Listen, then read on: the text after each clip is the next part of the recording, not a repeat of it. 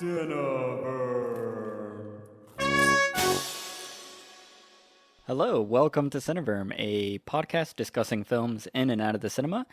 My name is Anthony Renteria, and today I'm joined by Helen Albee Cottingham. Hello, it's me. And this week we are discussing the 2017 film Beast, written and directed by Michael Pierce. And it stars Jesse B. for Beautiful Buckley, Johnny Flynn, Geraldine James, Owen Fourier, and Tristan Gravel. And here is a quick synopsis. A troubled woman living in an isolated community finds herself pulled between the control of her oppressive family and the allure of a secretive outsider suspected of a series of brutal murders. As always, we'll begin with a spoiler-free review, and then after our ratings, we will dive into a full spoiler discussion. Okay, so this film was a long time coming. I think you saw it like 2 or 3 weeks ago. I don't know what time it is anymore. But you recently rewatched it. So I wanted to start with you. What were your initial impressions of this movie and how was this rewatch? Wow. Well, it's really hard for me to compare and contrast the two watches without spoiling anything. But I will say that the first time I watched it, it felt much more like kind of a romantic romp with a twist, and then the second time around it just felt grim with a capital G. And I don't know if I'll be watching it a third time, honestly.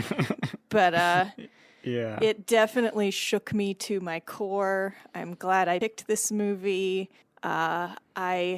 It was a transformative experience for me. It really, really was. It really hit in a way that I was not expecting. I don't know what I was expecting. The reason I picked this for the pod was just because I know you love Jesse Buckley and I love Johnny Flynn. And I love his music. I have heard and adore all of his albums, but I hadn't really seen him act in anything other than that Netflix show Lovesick, which is just kind of a dumb rom-com. So I hadn't really seen his chops. I hadn't seen him really flex as an actor. And so I was really looking forward to this movie to see him do that. And boy, did I get what I wanted on that front. This is a performance movie. This is a one to see just to watch actors act at each other, in my opinion. And also, I heard the NPR reviewer review this in 2017, way back when it came out. And that's back when I was listening to NPR all the time, every day. And I have no idea even what he said, but I just remember it sounded extremely intriguing. And it's the name of this movie and the idea of this movie has just been simmering in my mind since it came out, since it was new. And so when we decided to do a slate for this year of Cineverm, I had to add it. It just is like the stars have aligned. It's time for me to watch this. And I feel like it is aligned with my life and my experience and my identity in ways that are spooky and unnerving. And wow, thank you for this opportunity. And I'm super, super nervous and excited to talk about it. Awesome. So do you remember that NPR, was it like a positive kind of review or talk or? Yeah, it was. It was like something about, the ambiguity of right and wrong and who are people who they say they are and what is trust and what is love. Like, it was this very weirdly intense philosophical little blurb, which I guess you can expect for NPR.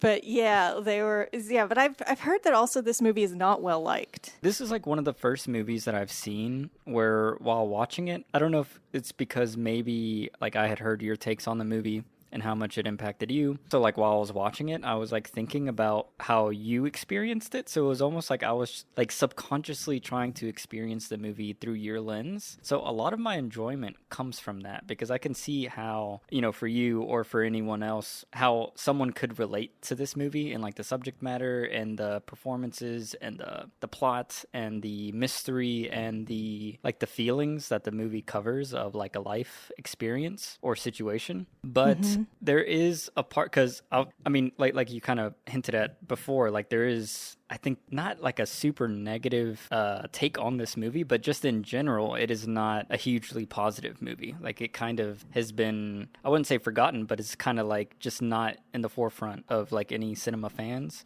which I found weird because most Jessie Buckley movies, like I know of them, no idea this movie existed. But yeah, I think I am in the weaker side of this movie. Like I do agree with all the subject matter and the topics and the ideas that this movie formulates. Like I feel like a lot of this movie is a lot of amazing concepts, but then there's something that really like bothers me with the execution of it all. And it was interesting you brought up the performances because like I think like Jessie Buckley for sure is just giving like a 10 out of 10 performance like she always does in my opinion, and I think Johnny Flynn does a good job as well. But everyone else, I felt like a huge disparity of, I wouldn't say talent, but there was like a huge disparity of like what people are giving in my opinion, like to where like I really love and believed everything Buckley and Flynn did, but then everyone else, they felt almost like cardboards of like, Yeah. and they felt very predictable to me. Like when scenes would arise with all these other characters, I was like, oh man, I just want to be with like Buckley and Finn, because specifically the mother character for Buckley, like for some reason she just felt kind of fake to me. I don't know if it was the director, how he set up the sequences and shots, but there was something Or like all the side characters are underwritten. Like that could just be. Yeah. This movie is definitely like, I think this is, I don't know if it's his first film, but it feels like a first time filmmaker where they have this grand idea and this like grand emotional topic, and I think he nails most of it. But then it's almost like he tried to do too much. Like there's a lot that happens in this movie that we'll get into in the spoilers, and it's like a very deep text. Like if you really think about it, you could make like 5 different movies out of this entire situation and like 5 different perspectives. And I feel like emotionally he picks a pretty good core that he's following, but think like a lot of those paths could have been trimmed up so we could have been like a little more focused, or just the energy of it. I felt kind of like excited by the ideas that it brought to me, but then like thinking about the movie the past couple days, I felt like very, man, that this could have been way better, and I think it could have been like for what this story emotionally is trying to say, I think it deserved a lot more, if that makes any sense. Like I think technically this could have been like just a masterpiece given with the subject matter material that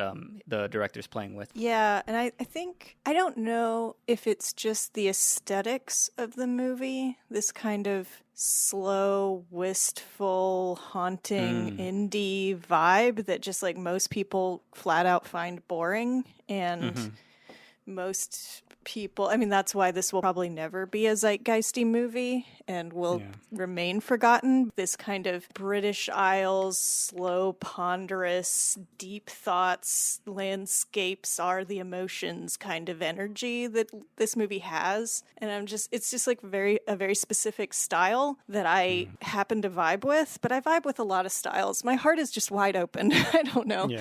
But I see what you mean about how it really didn't do the epicness, the intensity of the story justice. And it could have been punchier. It could have been faster. It could have been cleaner. I liked the tedium a little bit. I was kind of down for it. So at least for me, it wasn't the pace that bothered me at all. I actually love like a lot of the slow parts where we just see the characters, you know, hanging out, driving, the vistas, the landscapes, like all that stuff that you mentioned just now. Like those are probably the highlights of the movie for me, honestly. The down swings are more the character-based stuff, not regarding the 2 leads. She had too many siblings. Yeah, it was like there was so much stuff, and we'll get into that into the spoilers. I'm like trying to walk around it, but essentially like, I didn't want like bigger high into, like honestly I wish this film would have just slowed down. But one of the biggest things I had an issue with, because I was like kind of rewatching clips before we started, like I had it in the background, was how the director and the cinematographer shot this film. Was like one of my greatest problems, like how it looks. Shot on digital. I just generally don't like most digital films, but one thing I hate, and this is a very common trope and trait of a lot of indie filmmakers or people who want their movie to look quote unquote cinematic, is the way they use depth of field. And that's like one of the key things that just, I don't know, it just triggers me into not liking a movie, because it just feels so, like it feels like TV. It feels so pretentious and fake and dumb, and like I don't know, I just don't like it. It makes me like detract from the environment too much, because the depth of field is like when you have a character in focus and then everything else is just completely blurry, and most people like that because it looks quote unquote pretty and you have like all the lights blown out and stuff. But this movie did that a lot and I really hated it. And then a lot of the shots and the compositions that the director plays with, like, I really disliked as well. It felt very directed in a way that I didn't enjoy, and I was like confused what he was trying to go for, like vibe wise, because he would have these slow moments and then it'd be contrasted with this like weird handheld, Yeah. There's a Home scene video kind of vibe. Yeah. Yeah, it felt like he was trying way too many things, and I was like, wait, the feeling of this movie is not what I'm gathering from the visuals that you're capturing here. And it was just a lot of like simple tricks that I think like, all right, this is a big argument scene, so the whole thing's going to be handheld and we're going to walk through the house and all this kind of stuff. And I'm like, that doesn't vibe with how the movie was shot previous to this. And then also there's just like a lot of sequences where I just thought this is probably, in my perspective, I was like, this is the most basic way to shoot this scene, and I was very confused. And then there was some sequences of lighting that I really disliked. Specifically, there's a moment where like she's in a club and it's like this red light, and I don't know, it just looked horrible on my monitor, on my screen. So I don't know if that was just my color calibration or something, but I was like, oh my gosh, like no club looks like this. I don't know, there was just like this air of huge manufacturing. Yeah. See, this is where your expertise as a filmmaker surpasses me as a non-filmmaker, where I basically noticed none of that and it detracted not at all for me. I can see what you mean. Like, there were some moments that felt like I said, home video-y, like shaky, kind of handheld, like filmed on a phone almost kind of look. And then there were other parts that were just jaw-droppingly beautiful, of the cliffs and the waves and the car rides. And yeah, now that you point that out, that is kind of stark and jarring, the jumping between those two ways of seeing. Yeah. And then one final thing was, like, I probably say this with like every movie with like a female protagonist, like I wish I was in Buckley's head more. Like, she is the main character, we are seeing the film through her, but there's a totally different film that I think you could have made that is just way more in depth with her psyche and thought process. Like, we get everything almost from like a third person perspective, like we do follow her and we do see the choices she makes, but I think you could have gone like so in depth with this character, because I think that should just be the novelization of the story. Like, I think I liked the mystery of her that was suspended throughout the film and strung us along throughout the film. Like, she's struggling to figure out whether or not she's a good person, and so are we as the viewers. And I think if we had been too deep inside her head, that tension wouldn't have been as taut. Yeah, that's true. But I guess, like, we'll have to do it in the spoilers. Okay, so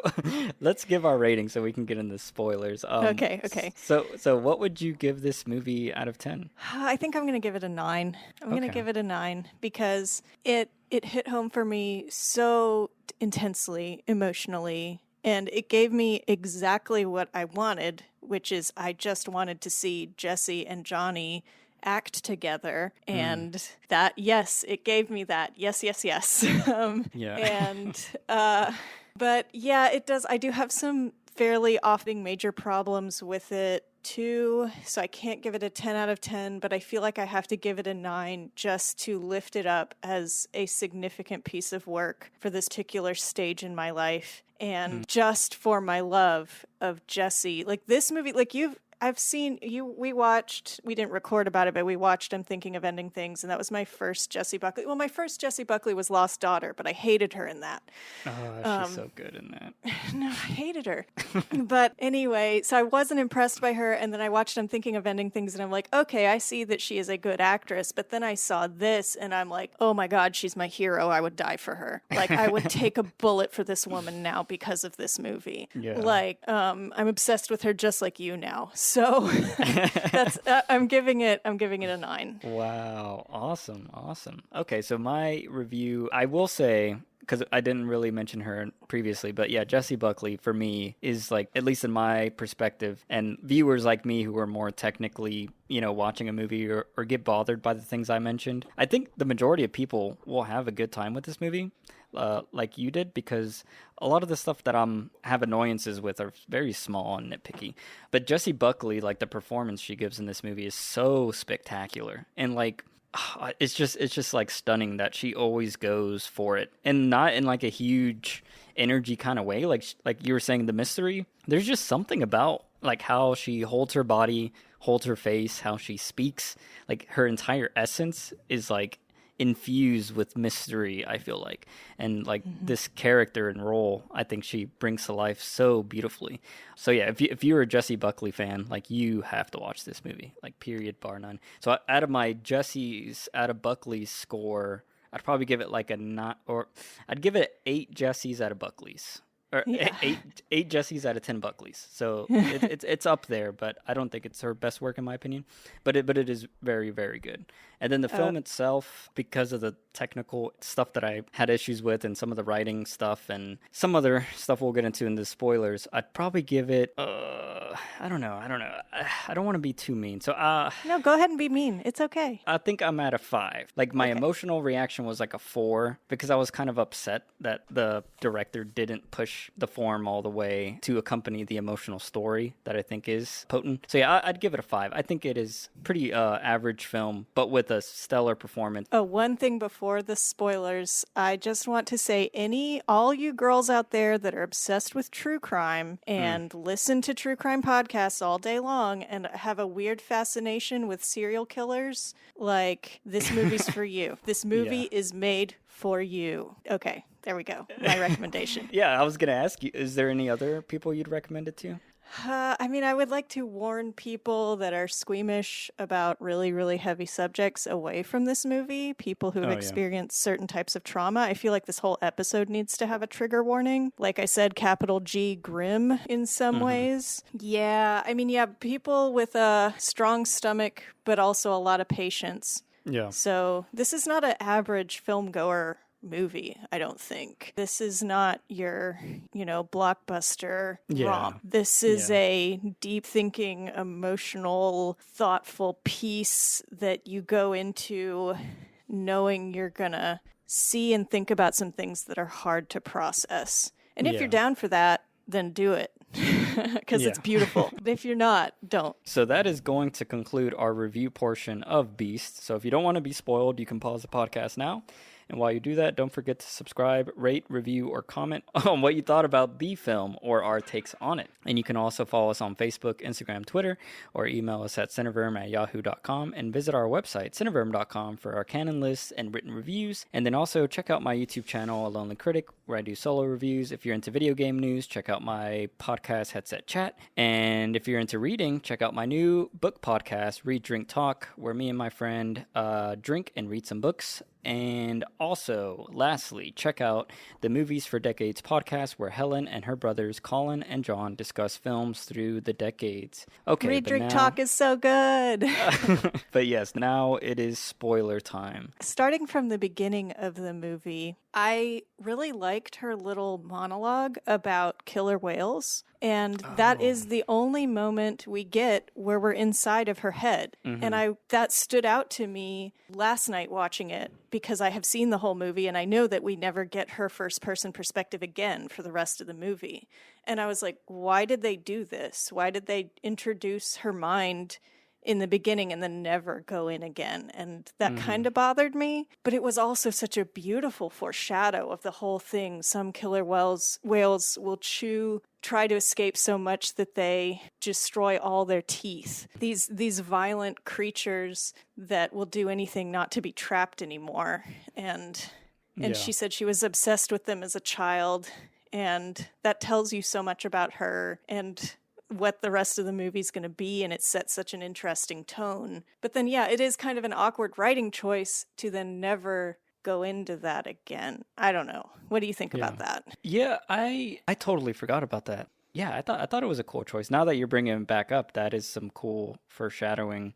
And then it's interesting that she picked a killer whale, because in this metaphor, I guess you're saying that she is the killer whale, and that she will do anything to escape. And then identifying yourself as a predator species that is also captured or trapped or cornered. Caged predator, yeah. Yeah, like I feel like any other person would have used, I don't know, like a prey animal or something like that if you see yourself as weaker. But then, as we'll get to later on in this synopsis, I guess, is like she has also done some things that are not all good and positive. So it's really cool that killer whale is part of that little metaphor there. Because she's Yeah. totally capable.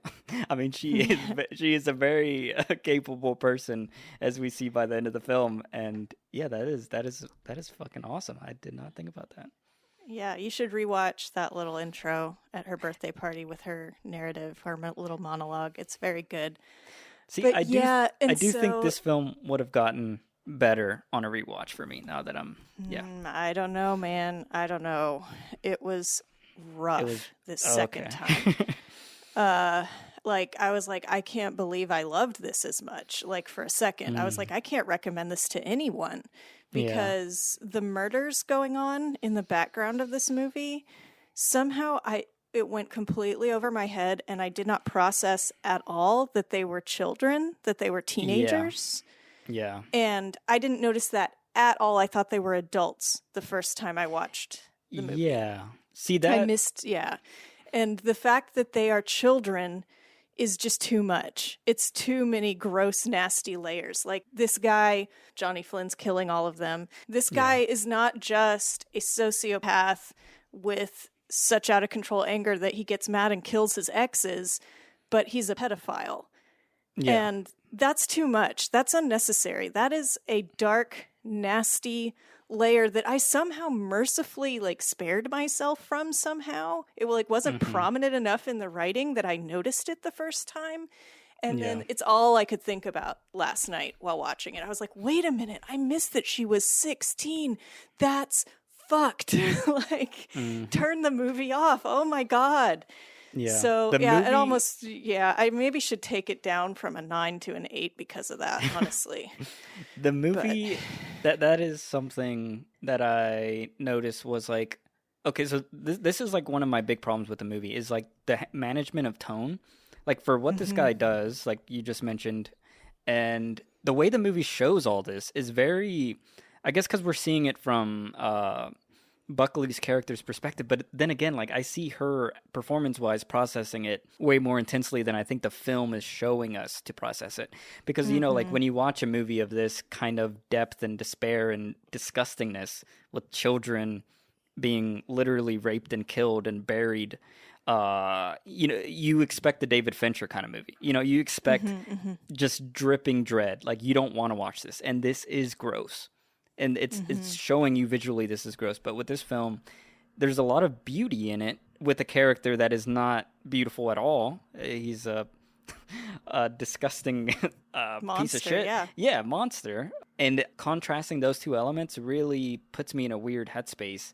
And like subconsciously, I'm like, okay, so is the movie like saying this is okay? Like, because the way it's shot, it doesn't make it like it's just. I think for me, if I had to write about this stuff, like I would have to make you feel uncomfortable in the expression of it. Like I would have to make it feel gross to where you want to look away. Or I think a lot of it's almost like brushed aside, or it's not in your face until like you said, like you watch it a second time, and you're like, oh wait, this is really fucked up. If you really think about all these things that are happening. And so that's why I said send up to true crime people, because I truly can't listen to true crime podcasts. Like, yeah, me neither.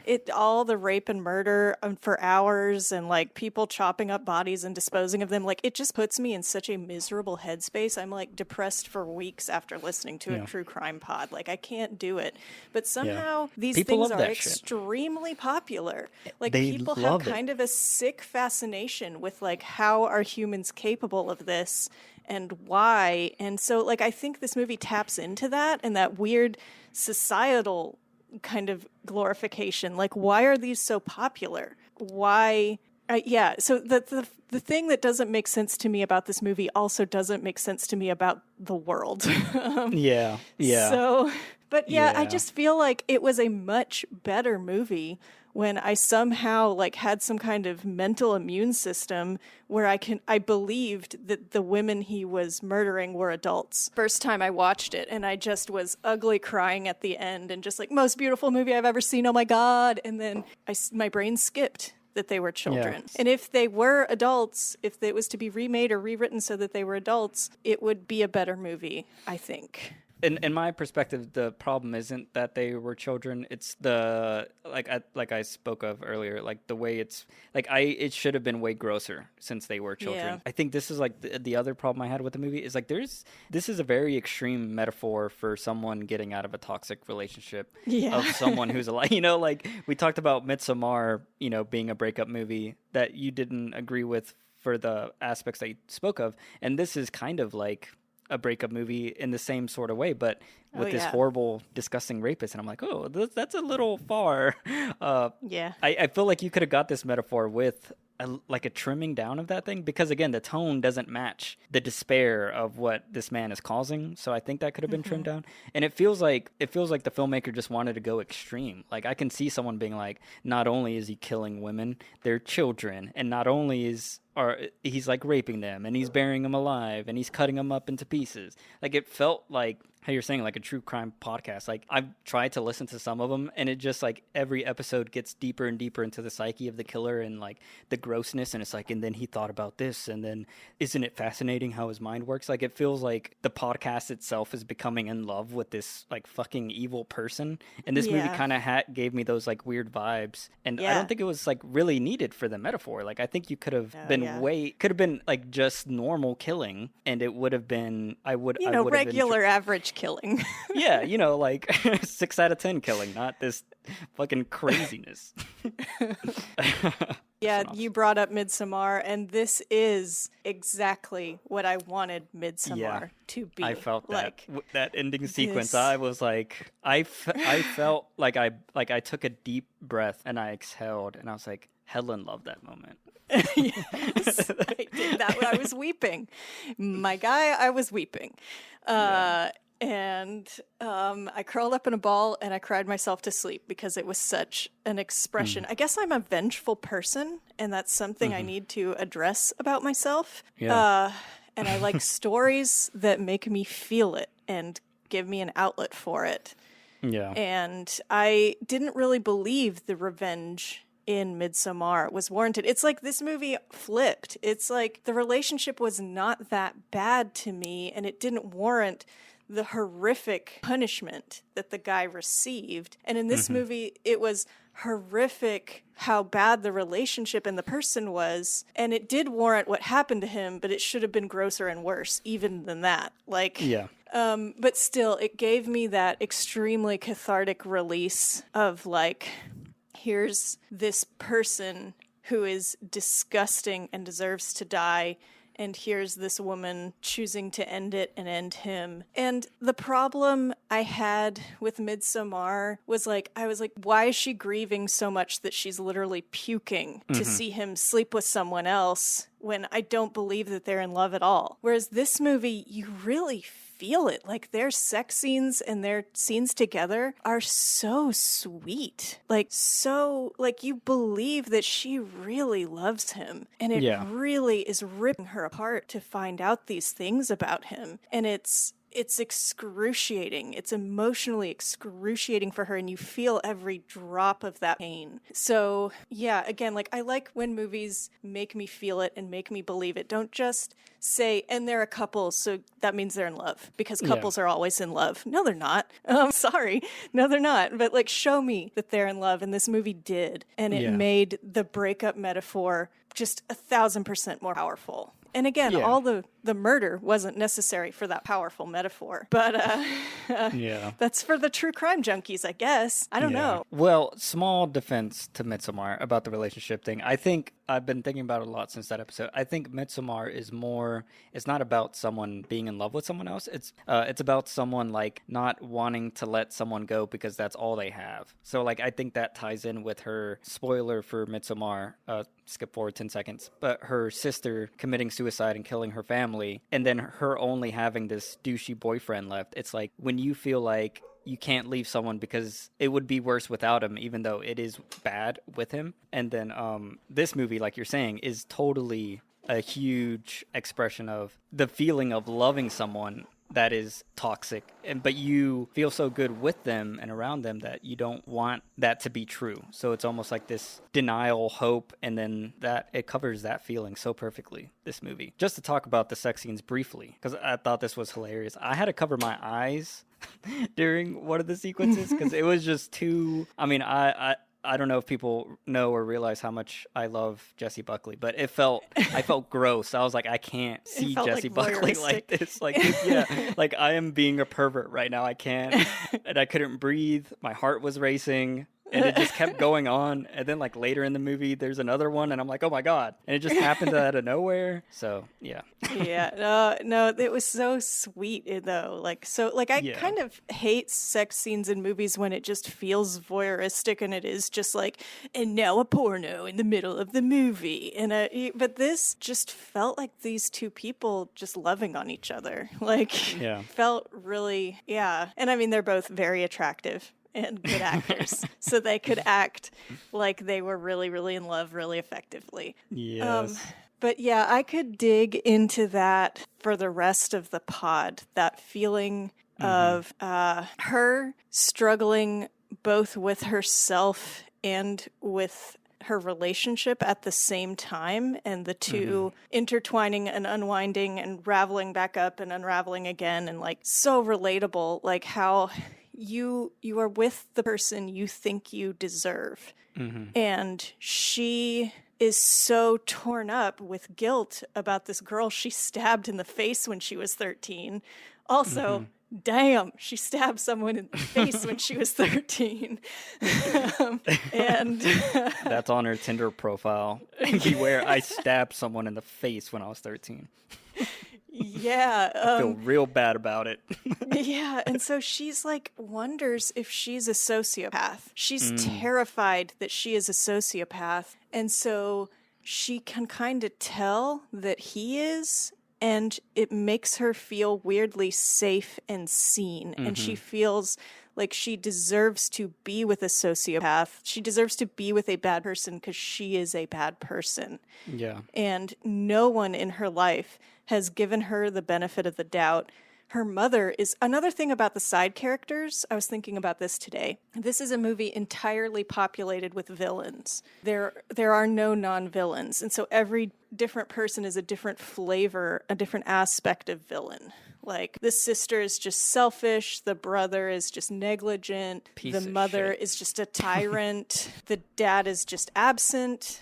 Like, everybody, there are no safe people anywhere in the world. There is no support network for Jessie.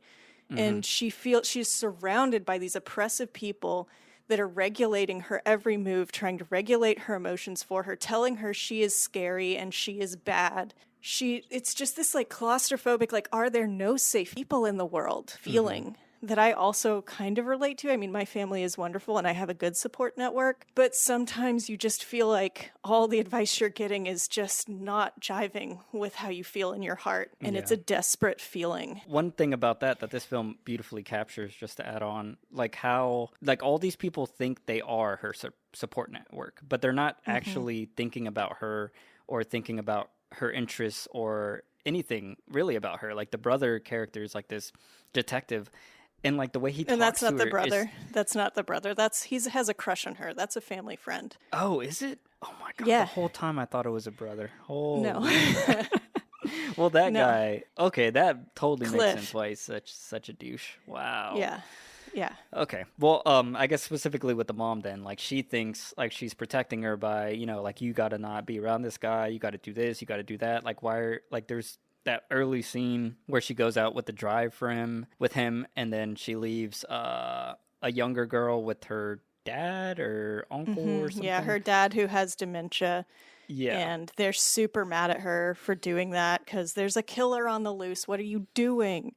Yeah. Yeah. Oh, that scene is so tough. Yeah, like how that mother talks to her during that sequence just shows how, like, yeah, she is the villain in everyone else's eyes. And like you were saying, like she sees this guy and everyone also sees this guy as a villain, but then she has spent time with this guy and he's awesome. They have chemistry. Everything's hot. They're nice to each other. Everything's lovely. And then like why subconsciously, why wouldn't you immediately be like, everyone sees me as a villain, but I'm not. Everyone sees him as a villain, but he's not. And we should be together because we're both seen as these villains, and like let's just go be nasty together because everyone thinks we're nasty and we roll around in dirt because that's what we do. Yeah. And, yeah, so I think like in a way she is unfortunately like the perfect victim for this guy. Yeah. And maybe he picks young women like this. And that's the other thing. She is how old? Okay, she's 27 based on the Wikipedia. Okay, I was about to say if she was also underage, I was about to flip my laptop over because they'd never say her age, I don't think. But anyways. But yeah, no, like that's it. She never feels like she's given the benefit of a doubt, and so she decides to give him the benefit of the doubt because that's what she craves and wishes for. Yeah. And so she's going to pass that on to someone else. You know, if she's not going to be taken care of, at least she can take care of someone else, an instinct I have. And her mother, my gosh, on the second watch, she was just like Frankenstein's monster, just a fucking ring wraith, just evil as you can get. Like, just the way she just treats Jesse, her name's Maul in the movie, she treats Maul like a dog. Like, like she doesn't respect her at all. And the way she'll flip back and forth with how manipulative she is, she's like, I thought we were best friends, you know, and then also you're a selfish idiot. Like, just how she's just so cruel, and like how Jesse speaks to her, like just robotically, like reciting lines like, I know what I did was selfish, and I'm sorry what I did was wrong, and I will never hurt you again. And like she has just practiced how to appease her mother because her mother is terrified of her and thinks she has to be cruel to her to keep her in line.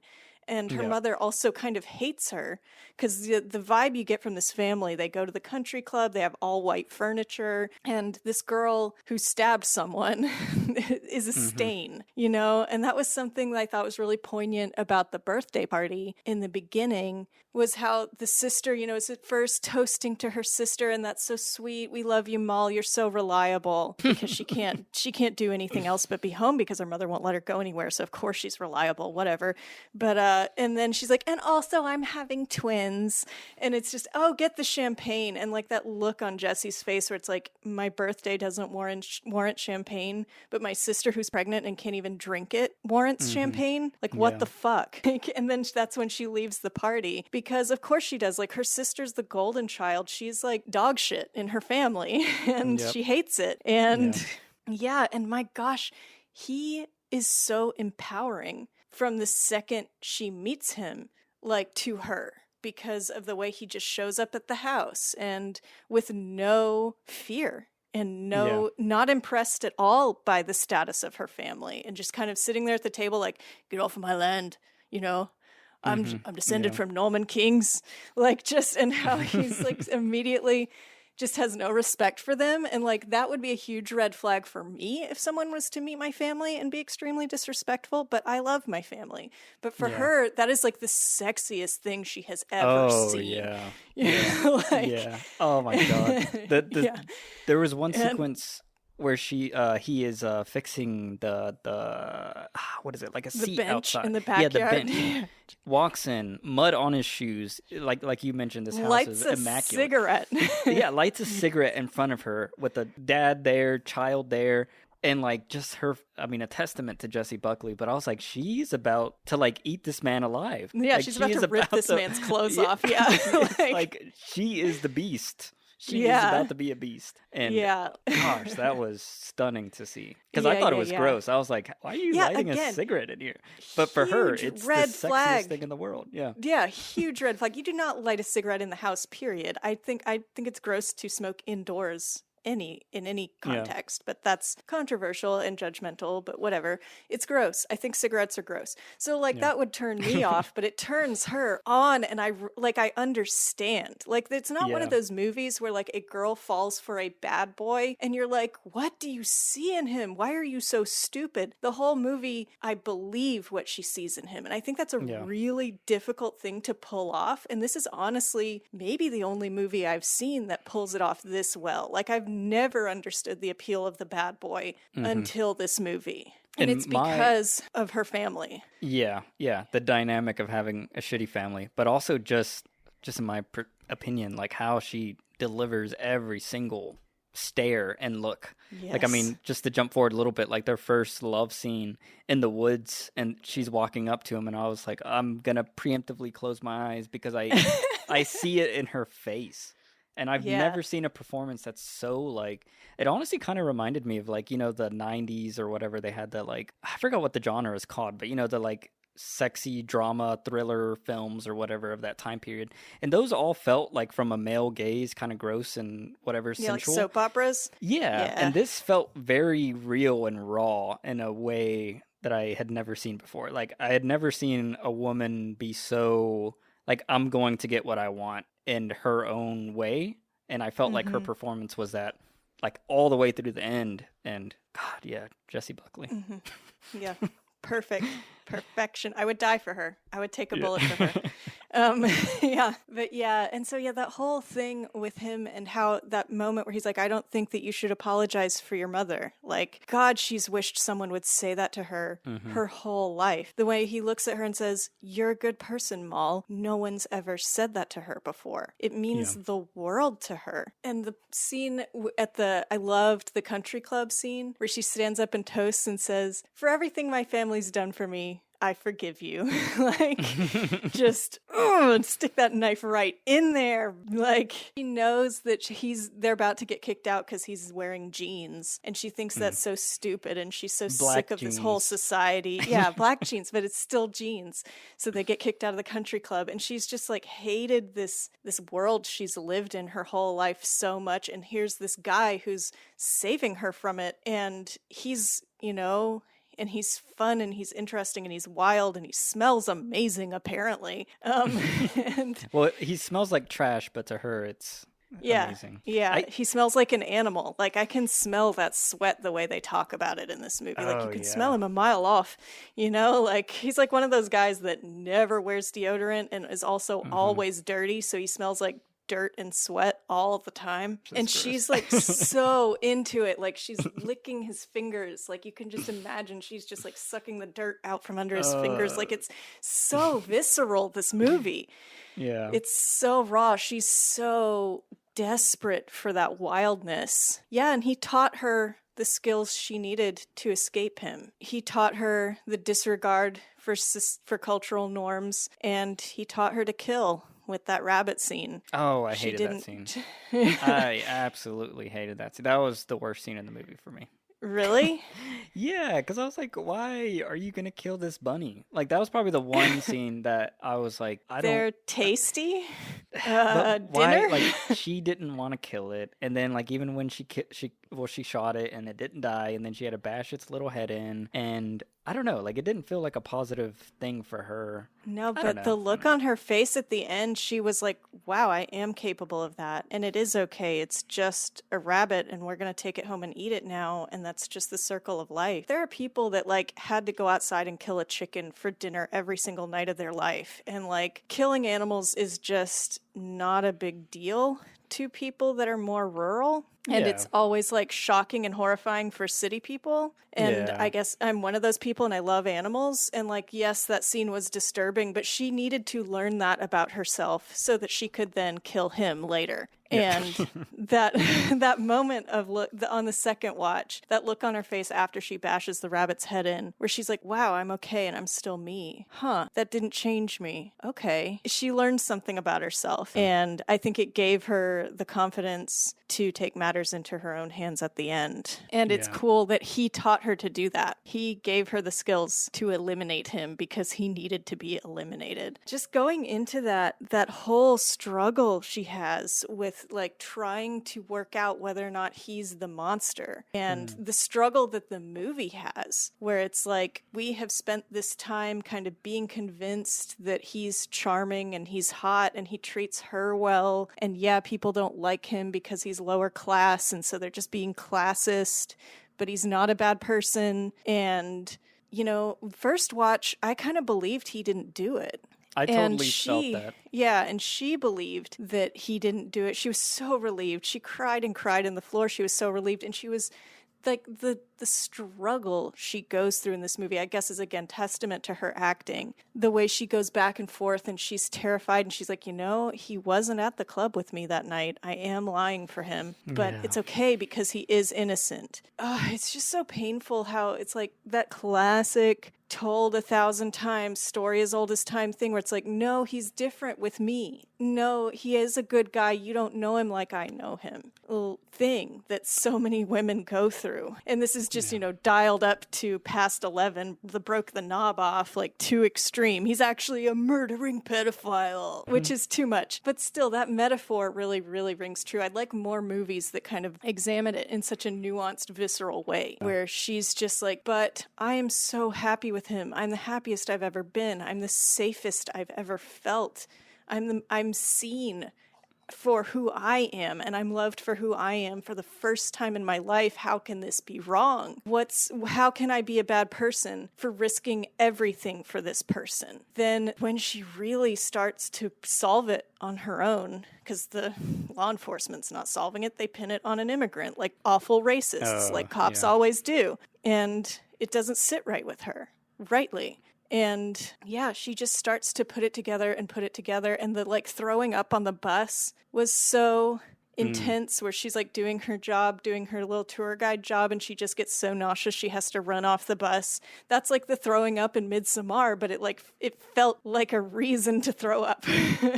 Yeah. Like, it made me nauseous to think about, like, what if you found out this person you loved did this horrible thing? And like, you've kissed that person and you've defended that person, and now you're having to face that they are not who you think they are, and everything you've done to protect them was in vain.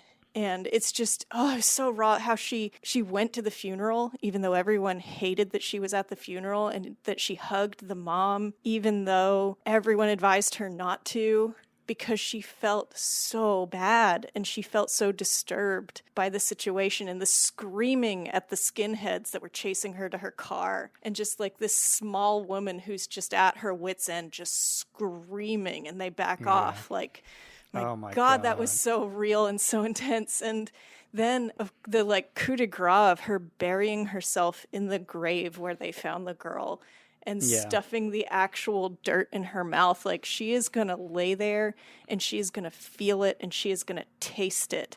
And that's like the most courageous metaphor for like facing your mistakes I've ever seen in a movie. Because it wasn't even her mistake. That was before she found out that he actually did it. So that was just her sympathizing with these people. In her mind, were not damaged by this person she loves, but she still felt so bad about what happened to them that she has to feel this because everyone, or this was after? I mean, but no, he hadn't admitted it till the very end, but she knew. She knew. Oh, I think she had figured it out and had made up her mind, because he had choked her in the restaurant. Oh, so this was after This was that. after he choked her. Okay. And so she's like, okay, if he is capable of losing his temper and choking me just because I said I don't want to live in this town anymore, then he's capable of killing that girl. Yeah. Like... And he's like, he lost his temper and he did that. So she leaves the bar after he chokes her and goes and lays down in the grave.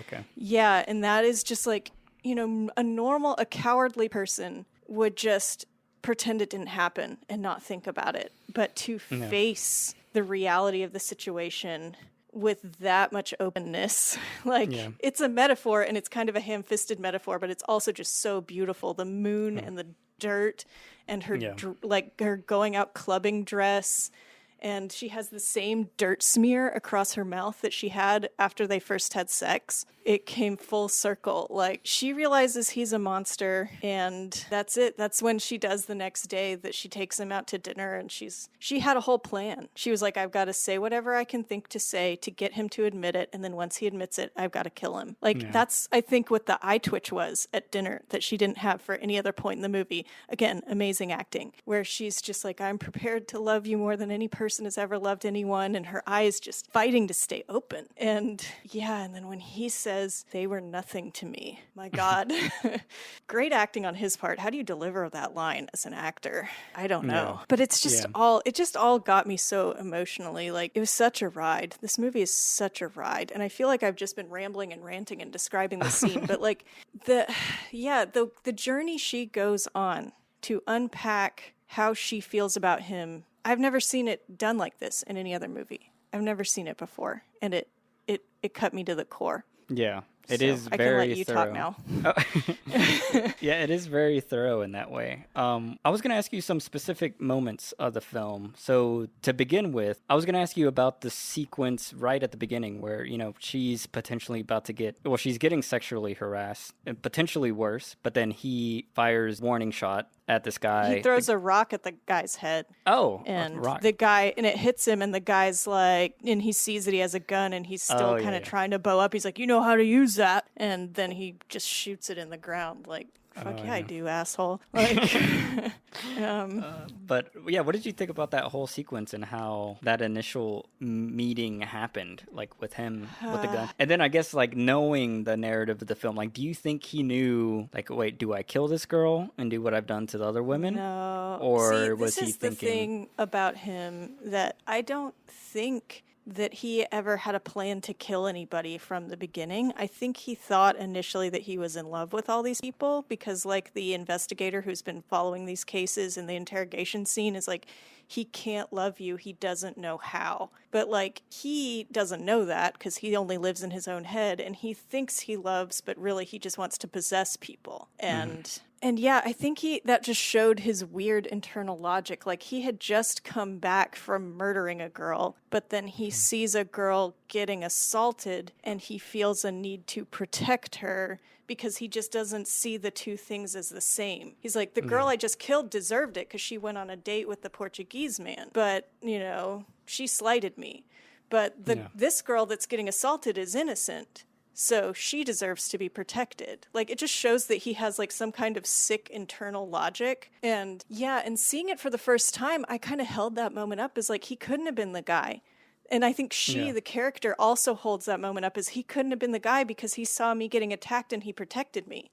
So he can't be a murderer. And then seeing it for the second time, like, it was like, oh my God, this guy is even more twisted than I thought. Like, the worst kind of person is a person who does bad things and think that they're right and thinks that the people they did the bad things to deserved it. And, like, that moment where he's choking her, like, he is so mad. And she's just like, what, you're going to hurt me? Kill me like you did those other girls? And, like, he just lost it. Like, you can see his mind is just gone. Like, he just has this temper inside him that he just snaps, he just switches off, and he just goes berserker and kills people, like, because there's something in him that does not empathize enough to stop before it's too late.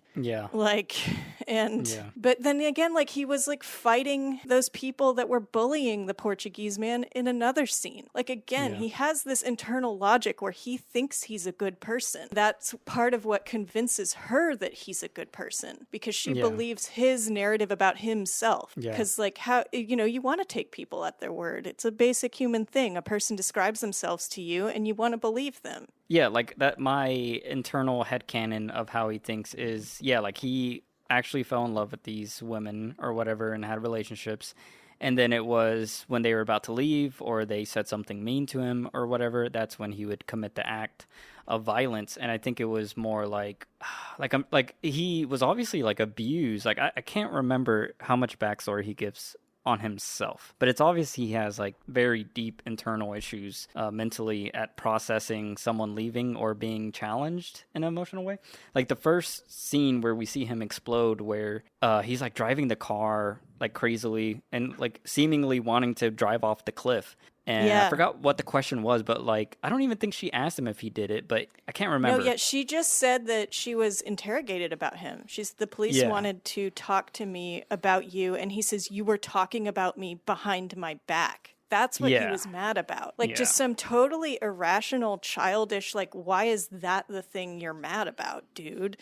Hmm. Like, and that should have been the moment. And that is kind of the moment where she's like, this guy isn't who I think she is. I might need to run away. And then Yep. he sees that she's about to leave, and that's when he pulls the I love you card. What Hmm. a powerful and dangerous phrase those three words are. My Yeah. gosh, it can change a person's behavior instantly. And that scene perfectly plays that out. Yeah. Where it's like, dude, that's crazy. You almost drove off a cliff. What's going on with you? And he's like, I don't know. I love you. And then she's like, hey, oh, that's I'll awesome. Let's protect be you. together. Yeah, like Yeah. it just immediately, like, those, what a nuclear bomb those words are. They're so dangerous. It's Use like the them with get out of care. jail free card. Yeah. So that's what I Yeah. imagine happened in every scenario is that he tried, because I was thinking like the only reason it takes her or why she survived so long or why it took her so long to realize all this stuff, because she is so comforting to him and she is so protective and like responsible. Like she is the perfect partner in that sense. And it takes her until, that bar scene to realize like, oh no, fuck you.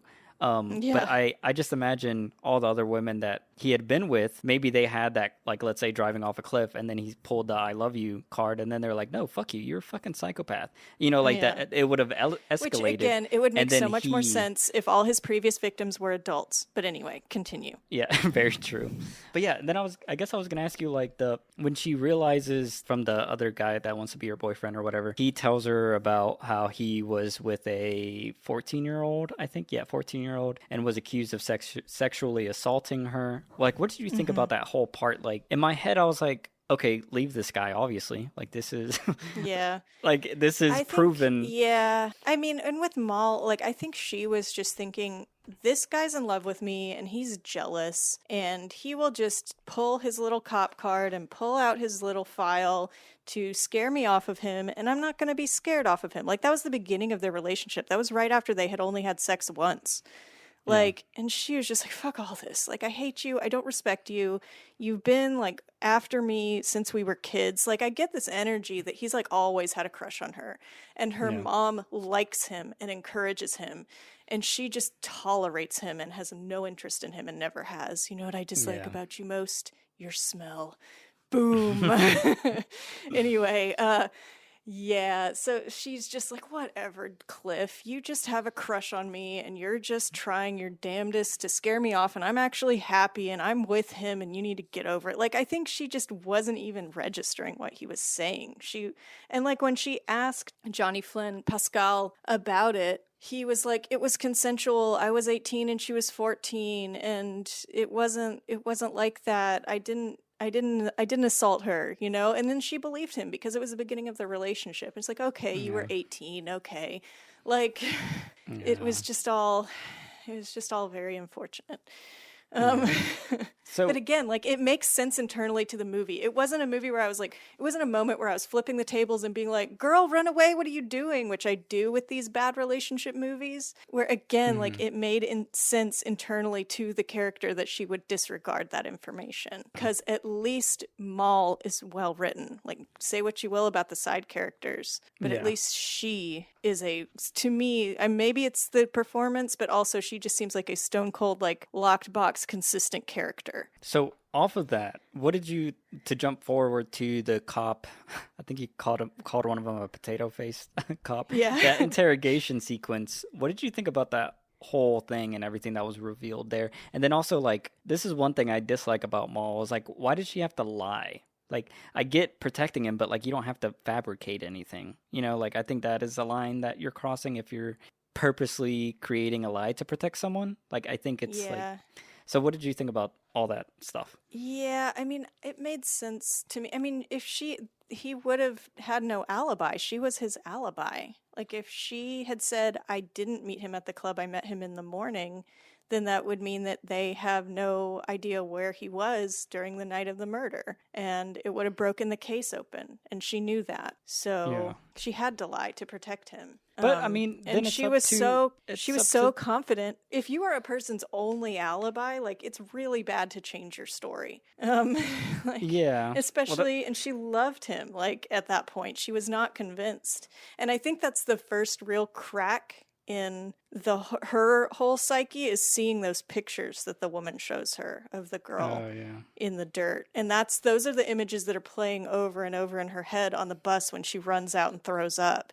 Oh my And god. that's what she's like thinking about when she goes to the funeral and hugs the mom and goes to the girl she stabbed and tries to apologize to her. Like that's what sets it all off, where she starts to doubt him Yeah. because she is embarrassed that she lied and she was intimidated. But you don't want to show that you're intimidated by, your asshole cop, like boy that's had a crush on you forever. Like you want to act like you're super tough and you have no interest in any of this. I just think like if I was in this situation with someone who is being convicted or something, like first of all, like this guy can't communicate about anything negative because he just blows up. So that would have totally been a no-no. Yeah. But like let's say he could have had a conversation. Like if it was me with him, we would have had a conversation. And I've been like, look, they're gonna at some point interrogate me because this dude has a crush on me and he's a cop or whatever the crap. Like what happened that night? First, like I need to know. And then you need to know, Yeah. not so we have the same story, but so we're both saying the truth. Like, where were you? Yeah. And like, why can't you find an alibi? Why? Yeah. Like, and then that would have been for me, like, so you were nowhere at no place Yeah. with no one. Because, I'm Yeah, not going to you lie were about. hunting rabbits. Yeah.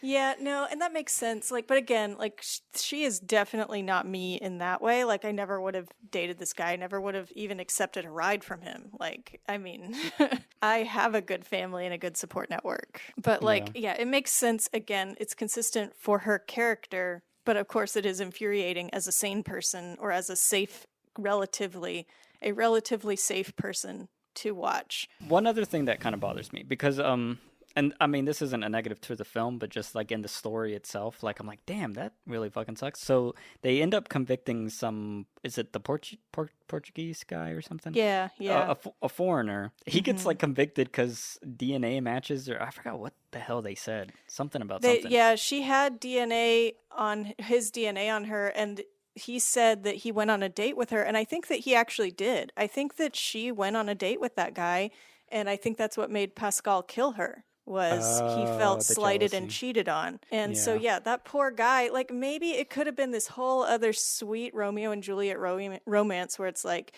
young migrant worker and 16-year-old starry-eyed girl fall in love, and it could have been a whole narrative without Pascal, and it could have been very sweet. But that would have also been totally what is the word?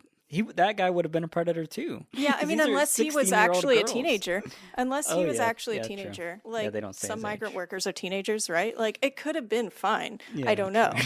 They didn't really explain it that clearly. I mean, maybe he wasn't. And maybe this girl, had some issues where she was, like, doing risky behavior with older men, and that's bad, but she didn't deserve to die for it. Oh, yeah, no, not at all. But, yeah. I'm just saying so that guy maybe, is also, if he was older... That's also fucked up. He shouldn't be in prison for killing her, but... Yeah. It's also fucked up. Yeah, if he did... I mean, and they did say he admitted to going on a date with her, and I think that's why Pascal killed her. Yeah. But the interesting thing is, at the end of this film, we see her kill Pascal. And then I'm just wondering, well, like, that Portuguese guy's never going to get out of prison now. Because Pascal's dead. Yeah, he can't admit it to anybody. Yeah, that does suck. That does suck. But anyways, I mean, maybe she could be like, he admitted it to me. Yeah. Please let Portuguese. And there's a sequel where she's just trying to get justice for the Portuguese guy and get him out of jail. She goes, kills, and then they fall in love. Oh my God, yeah. Beast 2.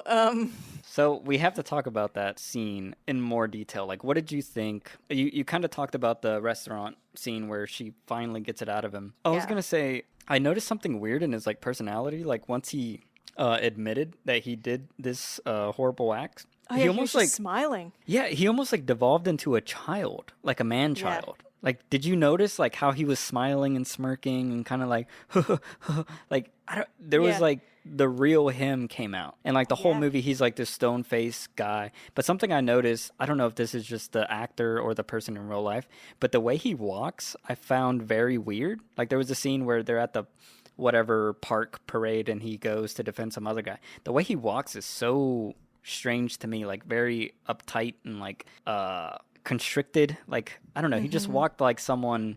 I don't know, he just walked weird to the point to where I was like, it's almost like a child is in this grown man's body. Like, you know how some kids, they just like walk really fast with their legs and it looks like two little toothpicks just moving really quickly. Like he almost walked like that. And I was just Yeah. noticing weird little performance things where I was like, this guy is like a damaged child in here. And like, you know, that is Yeah. a very popular thing that happens with a lot of these serial killers. Like they show signs of this kind of stuff when they're younger, and sometimes, you know, they're almost like children in their brains because they Yeah. can't process emotions and stuff. So did Yeah. you notice Yeah, like yeah, any yeah. of that? And yeah, I did notice how like he seemed so relieved that he'd finally admitted it. Yeah. And that he was just, yeah, he did just start laughing and smiling, and his demeanor completely changed. And I think that really sickened and horrified her, that he Yeah. seemed to show no remorse at all. He was just like, wow, I do feel better now that I've admitted it. Hey, Yeah. we're out to dinner. Like, she's like, wow, he can just admit that and then just go about his day and continue to eat his meal and like smile and laugh. Like, this is not okay. Yeah, and I So- wonder if it had changed if he had like wept and apologized. I think she probably still would have killed him, but like she felt nothing for him anymore after he started like laughing and acting so calm. So what did you think about the actual way she went through it? Like her kill plan. What is your takes on that, since you like revenge? Like what would you grade her out of 10 on her execution of this man? I mean, it may not have worked. It could have killed her Yeah. and he It would have was- survived. I mean, like, it wasn't the best plan, but also she knows that he is stronger than her and he is so dangerous and so volatile that it would have to be a complete surprise attack like that. And it would she was going to have to completely risk her life alongside it. Like, she was prepared to die in the name of avenging these girls that died. Because she probably And- feels like she's dead inside too. Like, Yeah, this guy's yeah. laughing in front of me of what he's done. I laid in one of their graves, and Yeah. I hugged one of the women that he committed this. You know, like I would black out. I don't think I could Yeah. process that many things. I would black out. Yeah. So she had to do it in the sneakiest, most subtle, gentle way possible. The whole like she had to get him to kiss her. Like she had to be affectionate. She had to kill him with affection. Like forgot the because kiss. any hint that she had any ill intent would have set him off. So she Yeah. had to tread as lightly as humanly possible. And so it was a 1 second thing. Same moment the lips touch, the finger touches the seatbelt. And then millisecond later, hand on the steering wheel, jerk the wheel. Like it had to be one fluid second moment or none of it would have worked. Because if she had tried anything else, he would have fought back and just killed her. Like Yeah. this was a desperate only option kind of situation. I think it was very genius too, because she can easily show this as, I mean, it was an accident. Like it's the perfect alibi or escape plan of, all right, if he dies in this accident, it's like, I don't know what happened. He just randomly drove into this tree. And then it just kind of sucked that he managed to crawl out. But even the asphyxiation, like I'm pretty sure, I don't know how you would fake that. But I mean, it's still an accident. Like he tried crawling away and then his lungs were crushed or something. I don't know. Yeah, who knows? Who cares? Yeah. But yeah, what- no, I loved that she had to look him in the eye as she choked him out. And like, I think, yeah, that was so cathartic. That felt so good for me to watch. Yeah.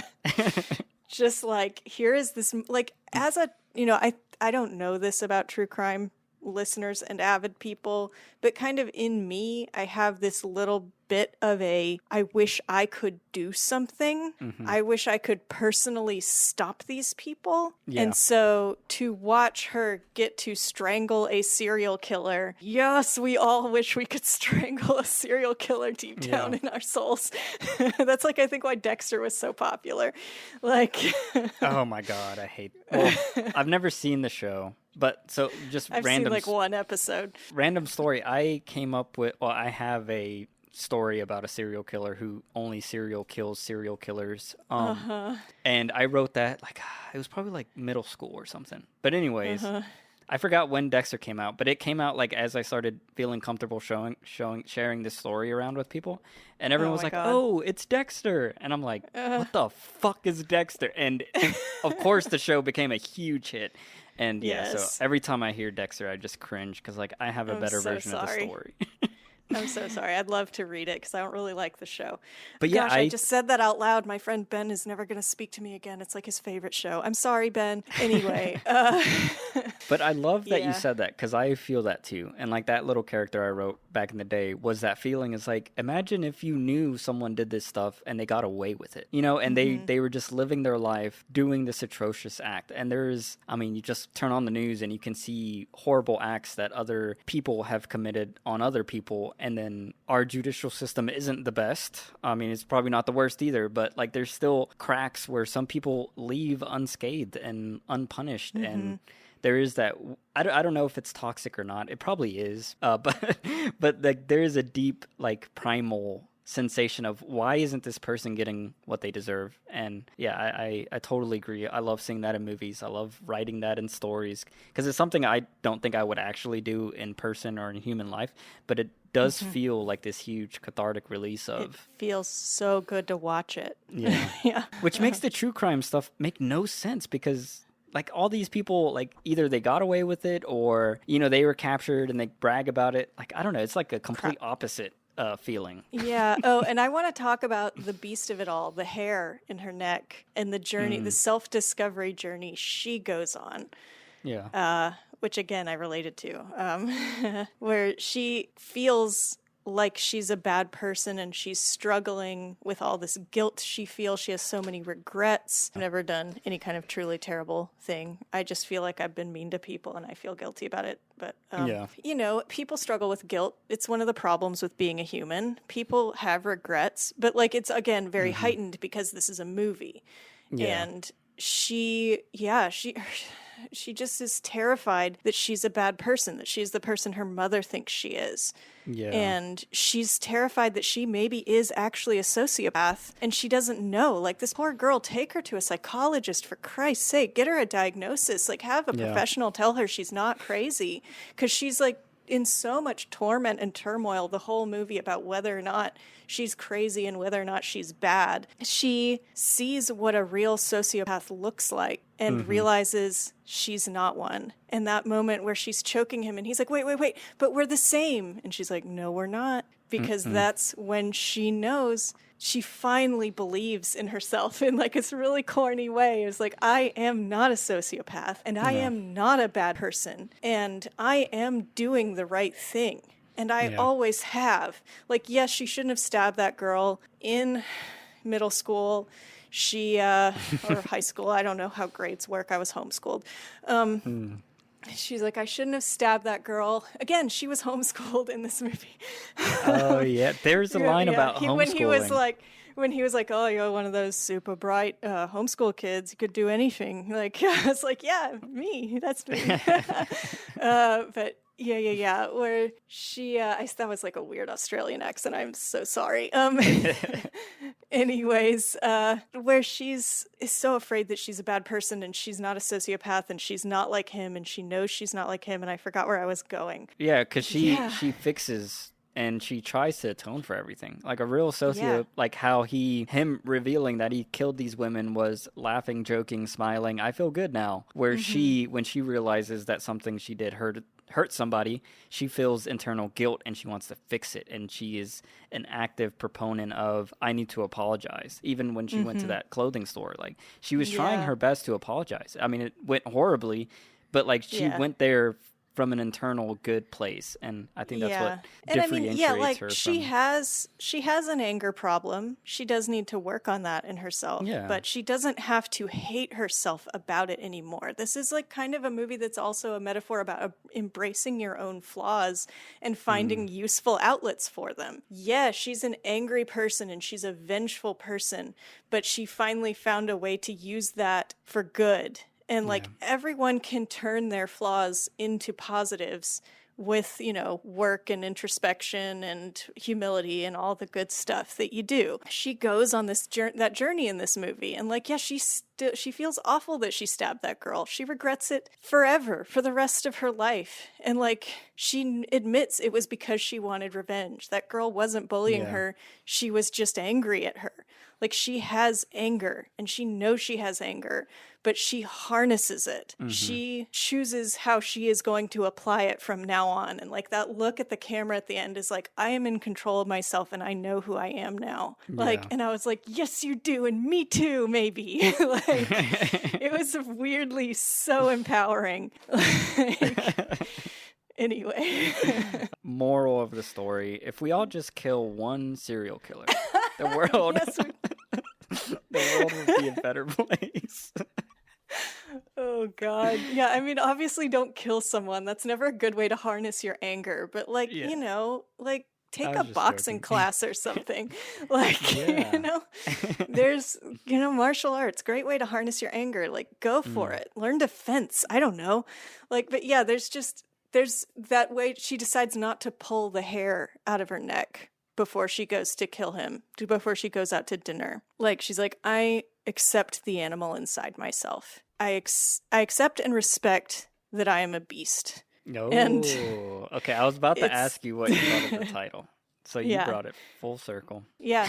But I mean, also the beast thing is weird because I think this might be why people hate this movie, is because I think it's supposed to sort of be a retelling of Beauty and the Beast, which is real loose.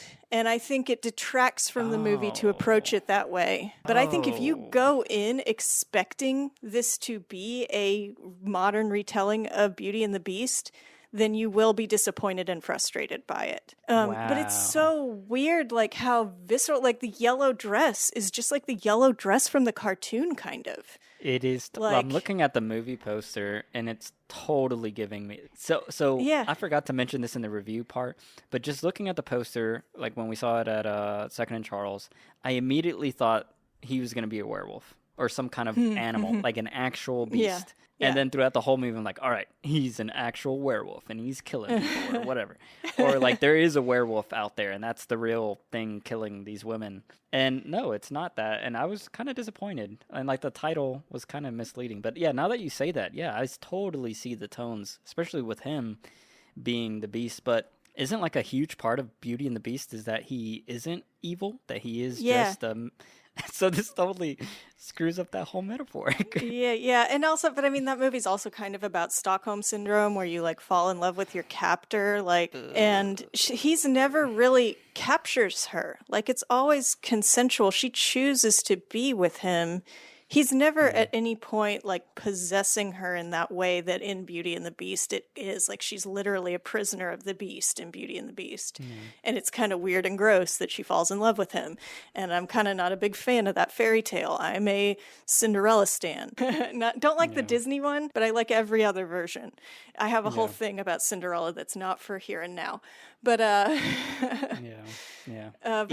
I like this movie. It's just, it falls apart if you try to apply Beauty and the Beast to it. Oh, yeah. And I wonder if that is where the writer started from, was like, I'm going to retell Beauty and the Beast, and then he just went completely off the rails and jumped straight out of the template. But like, it kind of stayed with the title, and it kind of stayed with the marketing, and like how to turn people against your movie is like presented as like a retelling of a fairy tale and then have it not be that at all. Literally the top text on this poster is a warped adult fairy tale. Yeah, damn it. I don't think that's I would such say bad fairy marketing. Tale. Yeah, I think that's what damaged this movie is probably the marketing. Because it's not a retelling. I kind of hate the title for that reason, because it leads you to believe that it's a Beauty and the Beast story, and I do not think it is at all. I think it's its own thing, and it should just be separated from that fairy tale entirely, and I guess it should have a different title. It should be Killer Whale or something. Orca. I don't know. That also doesn't make sense. Yeah. That also doesn't make sense. But yeah, just it's a story that has nothing to do with proving. It's like it's flipping it on its head. The Beast actually, what if Beauty and the Beast, but the Beast was actually bad? that's not a good story. Like, Yeah, then that sucks. That sucks really bad. yeah, like just separate that completely from this movie. I wish that I could. I wish that I could have been the marketer of this thing. And I just want to ask the writers, like, is that what you were thinking? Because you did a bad job. Like, you should have just told this story as its own thing. Yeah. Now that I'm thinking about it, it's like Beauty and the Beast, but the Beast is a serial rapist, murderer. Pedophile. No, thank you. Thank you. Take it back. I want to unhear that sentence. Yeah. God, no. Yeah, this is a movie about a woman discovering herself and about it's a breakup metaphor about learning that the person you're with is a bad person and coming to terms with that. And those are beautiful, powerful lessons that cinema should convey more often. And I wish that it wasn't children that were his victims. And I wish that the side characters were better written. But I still loved it because it still resonated with me. That is my conclusion. Well, my couple final statements. Jesse was in a movie called Men that I thought was kind of iffy as well. But I think this movie would have been Men would have been a better title for this movie because it is at least about a toxic male, where the other movie was. And I'm noticing the way she picks roles is very interesting. Like she is always a very active woman. Like she feels pressures of other people, specifically in relationships and with other men, but she always acts in the films. Like so far I've seen like 4 of her films. She is never one to just not commit an act by the end of the movie. Like she never, like she always releases herself. And she's I don't know. A fearless person. It just like somehow exudes off of her. Yeah. So I wonder if she picks that consciously. I imagine she must. Like, all right, if I'm going to be an actress, I'm going to choke this guy out. Like, I feel like she read the whole script and was like, get it, girl. Am I killing this person or not? Because if I'm not, I'm not going to be in the movie. And then final line, okay, I'll be in your movie. But one other thing I wanted to note, because you brought it up a couple times, but yeah, like her actual form of employment is giving bus tours. And I just immediately thought like, oh my God, if I lived in the city and I went on this bus tour and she was the tour guide, I would be on that bus tour every day until I could finally talk to her. You would be a fanboy. Yeah, I would be a bus tour fanboy. And she looks so cute in her outfit. In a little hat. Yeah. And you could tell she hated that job. I was like, oh my God, this movie was too much I'm going back on my rating. It's a 10 Jessies out of 10 Buckleys. That's a job I would wind up with too. Like historical tours, like you're a history nerd. Talk to these old people about history. Okay, I'll do it for the money. Like I would also hate it, but I could so see myself with that job. Like, oh my God. It would be bad, but I think it would be okay because like you get to be at least traveling, or not traveling, but you at least get to see the things that you love every day and talk about them, and you get to ride on a bus and you don't have to be indoors. I don't know. I think it's pretty cool. And she obviously loves the outdoors. I would have called this film Dirt because her relationship with dirt in this movie is beautiful and in a way I've never seen before. Like after they make love, she comes back home covered in dirt, and then like the way she sits on that couch with like her legs open and her body just loose, her like arms are like stretched over the couch, like she is just straight chilling, and she scratches the dirt across the bright white couch, like she's just like staining her pristine, perfect family's home with this nasty thing she's done, and she loves it. Yep. There's some beautiful, beautiful sequences in this movie. Okay, the movie should be named Dirt. Yeah, I like it. I like it a lot. We fixed it. Yeah. Well, the final question, of course, is this movie in your personal canon, or is it in a genre canon, or would you recommend it for Cineverm canon? No, not Cineverm canon, not personal canon, because I don't think I'm going to be able to watch it again. This is not going to be one that I put on when I'm, have a cold. Yeah. Like it's just, I wish I could go back almost to that first time I watched it when I thought that that the people he killed were adults, because now that I know they're kids, I just don't think I can ever go back to this movie. And it's not Cineverm canon, it's not personal canon, but it's Jessie Buckley canon. Oh, yes. Show. I would agree a lot to that. Awesome. And honestly, maybe Maybe I would put it in like revenge canon. I think it is an Yeah. interesting revenge film. Like if you are a person that loves revenge movies, I think this does it uses that kind of genre of like if you were to look at it from a revenge tale perspective, like a Kill Bill or whatever. It's very simple and clean, but I do think the way it executes it is different in a very cool way, and you get that huge finale of, revenge. Thank you so much for listening to this episode of Cineverm. We would be grateful and humbled if you could leave us a review or rating with your thoughts or comments on Apple Podcast or Spotify. And if you could share us with your friends or family, as that helps us in our journey to spread the love of cinema. And we will see you next week. Bye.